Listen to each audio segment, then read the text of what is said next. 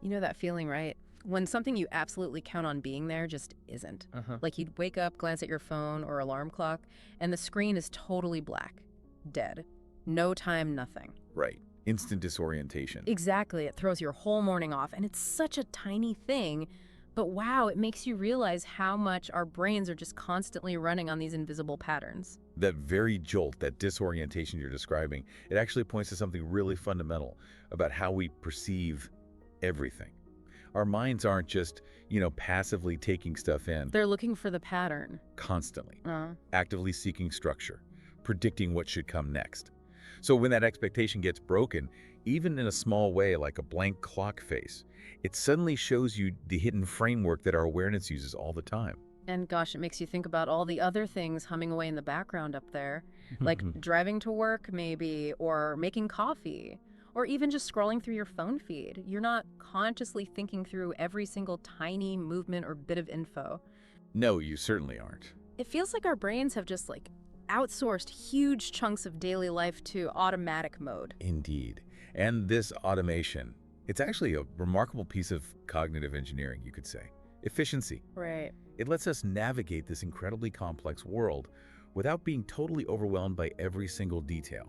By pushing routine things into the background, our conscious attention, our focus, is freed up. To deal with new stuff or solve problems. Exactly, or even just to daydream, to let the mind wander. Yeah. These automated bits are the real unsung heroes of just getting through the day. But then what happens when too much of life starts drifting into that background? It's almost like living in this constant low hum where nothing really stands out or feels significant.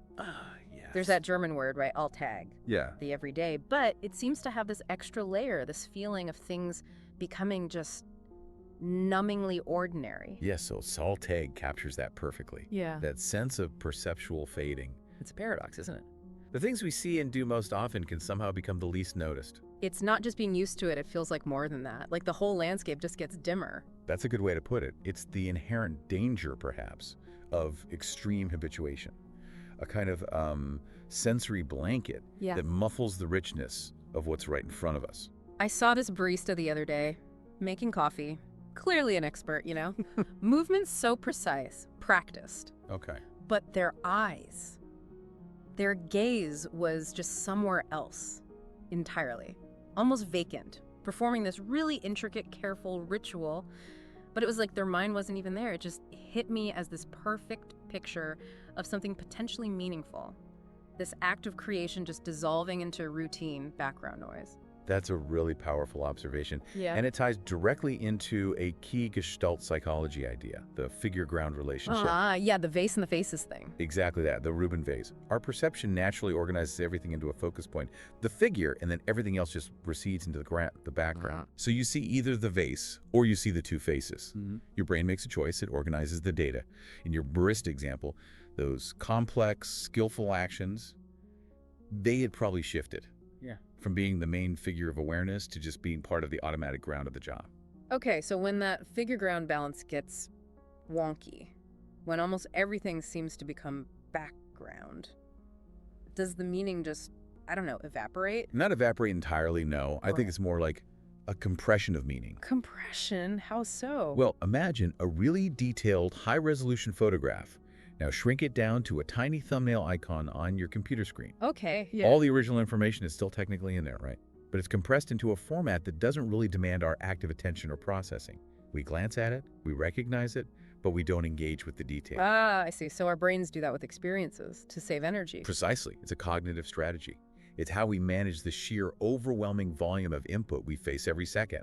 It conserves precious mental resources. That makes total sense. Like people who live in big cities and just sleep right through the traffic noise. Sirens, everything. Or office workers, maybe, who don't even notice the buzz of the fluorescent lights after a while.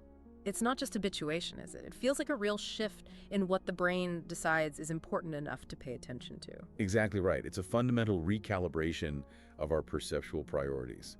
What was once new, maybe even exciting or annoying, draws our attention. But gradually, if it's constant, it just blends into this kind of undifferentiated backdrop. Our brains are incredibly good at filtering out the constant stuff. Which I guess leads to the big question for me then.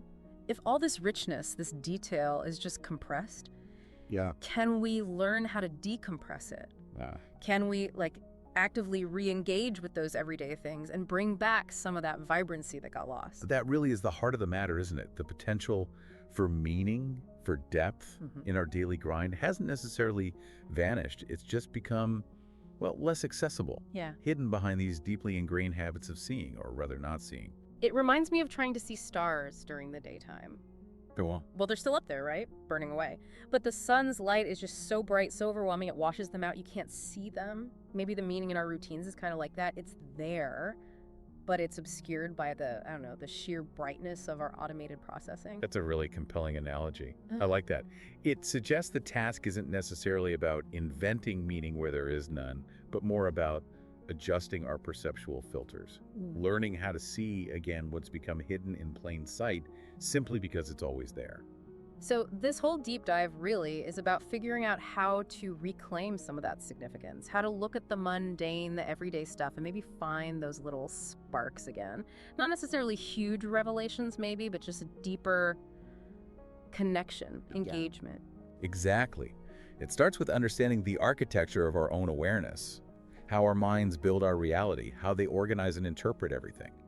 Once we understand that a bit better, maybe we can consciously participate in that organizing process. We can choose to bring the subtle details, the nuances of experience, back into focus. It makes me think of those M.C. Escher prints, you know, the ones where the birds turn into fish and the background becomes the foreground and it all just flows together. Ah, yes, Escher's work is a fantastic illustration of this, that fluidity, that dissolving boundary between figure and ground. Yeah. There's no fixed line, is there? It's just this continuous dance. And that dance is a powerful metaphor for how we might find, or perhaps rediscover, meaning within routine, if we stop rigidly labeling things as either important figure or unimportant ground. We might see something new. We might open ourselves up to seeing the inherent connections, the potential for depth, even in actions we repeat hundreds of times. It's like the Japanese tea ceremony. I mean, on the surface, it looks incredibly rigid, right? A very specific set of movements done the same way every time. Highly ritualized, yes. But people talk about this incredible depth within it. Mindfulness, intention, appreciating the beauty of the bowl, the whisk. The routine itself doesn't seem to kill the meaning. It almost feels like it creates the space for it or amplifies it. Precisely. That's this idea of finding a kind of compressed infinity within the routine. Compressed infinity. Wow. What looks finite, even boring, on the surface, can, if you bring focused attention to it, start to reveal layer upon layer of meaning, of awareness. It just keeps unfolding. Yeah. But it requires that shift, doesn't it? Away from just going through the motions to really immersing yourself in the doing. And that links back to that other Gestalt idea, doesn't it? Multi-stability. Like that drawing of a cube, the Necker cube, where your brain keeps flipping between seeing it from above and seeing it from below. The lines on the paper don't change, but your perception does. Exactly. The Necker cube is a perfect example. The lines themselves are ambiguous, allowing for multiple stable interpretations. Our perception isn't fixed. So our experience of routine could be like that too. We have a choice in how we see it. It can be just boring repetition, or it can be something else. Yes. The experience itself holds the potential for multiple interpretations. Our perception is dynamic. It's shaped by where we place our focus, our attention, and crucially, our willingness to look for other ways of seeing it. We actually have agency in how we structure our own perceptual world. It's almost like that thought experiment. What if you tried to experience every single breath you take, just for a few minutes, as if it were the very first breath you ever took? Ah, yes. Suddenly, something completely automatic, totally background, transforms into this incredibly complex, vital, even profound event. That experiment perfectly illustrates the sheer power of intentional attention.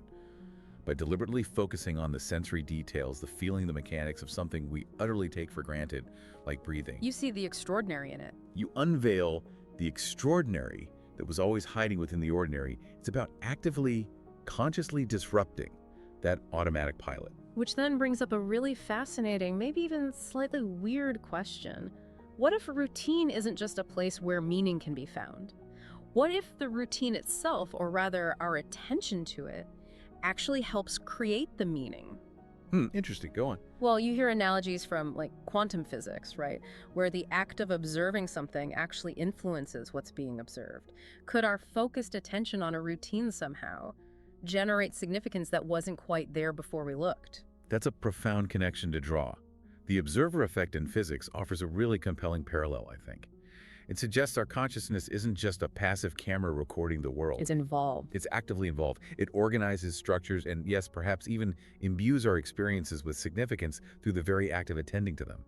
So each time we consciously engage with a routine, mindfully, we are, in a very real sense, participating in the ongoing creation of what that routine means to us. Wow. Okay, so that leads straight into a huge philosophical question, doesn't it? Is meaning just out there in the world, like buried treasure waiting for us to dig it up?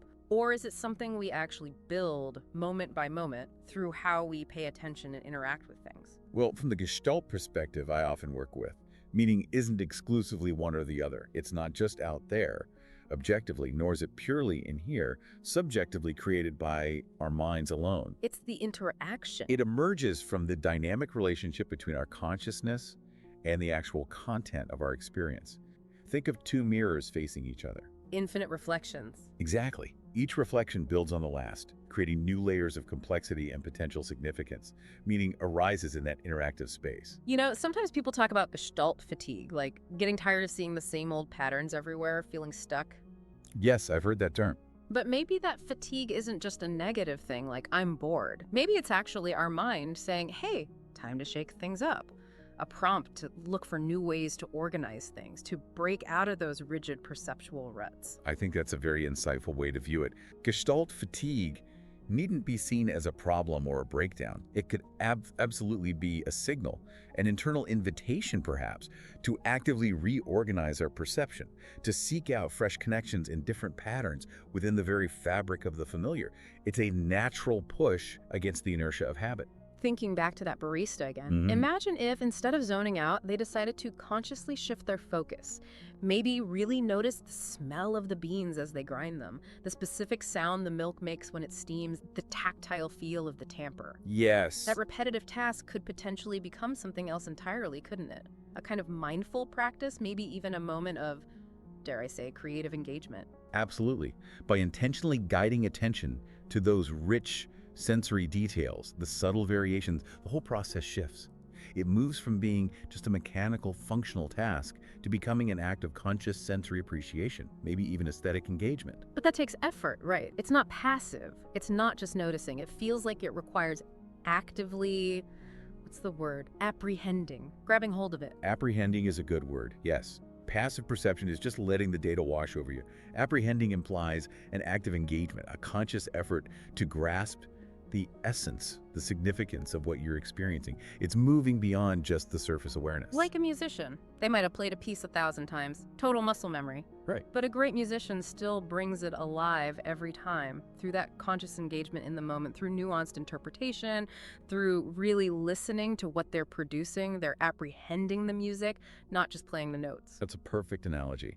It captures that vital difference between rote execution and engaged creation. And maybe that's the really liberating part of all this thinking, that there isn't some single, ultimate, capital M, meaning hidden in our routines that we have to find or we fail.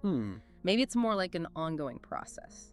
We're continually creating meaning through how we engage. Like those fractal patterns, the closer you zoom in, the more infinite complexity you find. It just keeps unfolding. Precisely. The richness isn't in finding the final answer, because perhaps there isn't one.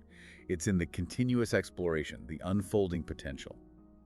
Our daily lives, like fractals, contain these infinite layers waiting to be revealed by the shifting lens of our awareness. That has some pretty profound implications, doesn't it? If we're constantly co-creating meaning like that, then our whole experience of life starts to feel more like participatory art.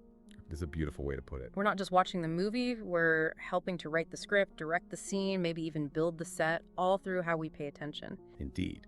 We are active co-creators of our perceived reality. And understanding that brings, well, both immense freedom, the power to shape our experience, but also, I think, a kind of responsibility. Responsibility. A responsibility to engage consciously, intentionally, to choose how we participate. It even gives a kind of cosmic weight to the mundane, doesn't it? When you think about, the whole we are stardust thing, the atoms in our bodies forged in distant stars billions of years ago. Yes. Suddenly, the act of, tying your shoes or washing the dishes, it feels connected to that vast unfolding story of the universe. It's not separate. That perspective beautifully connects the micro and the macro. It underscores the idea that even the smallest, most seemingly insignificant daily action is participating in the grand, continuous unfolding of existence. It matters because it's part of the whole. So when it comes down to it, the question isn't really whether meaning exists in our routines. It's more about how deeply are we willing to look for it? How much are we prepared to shift our focus and engage? Exactly that. The potential is always there. The variable is a quality in the depth of our attention. And it feels like a journey with no end point, which is kind of exciting, actually. Every little insight just seems to open up more questions, more possibilities. It keeps it fresh. Precisely. That continuous unfolding prevents stagnation. It ensures the exploration itself remains dynamic, alive. Each moment of clarity isn't an end, but a doorway to new inquiries, deeper understanding. So maybe the biggest illusion isn't that our routines lack meaning. Maybe the illusion is believing we could ever fully grasp that meaning, Like trying to hold water in cupped hands. The harder you squeeze, the faster it slips away. Maybe the real beauty isn't in holding it, but in the feeling of the flow itself, in the constant seeking, the questions that keep expanding how we see everything. That's a wonderfully insightful way to frame it. The essence might truly lie not in static possession, but in the dynamic pursuit.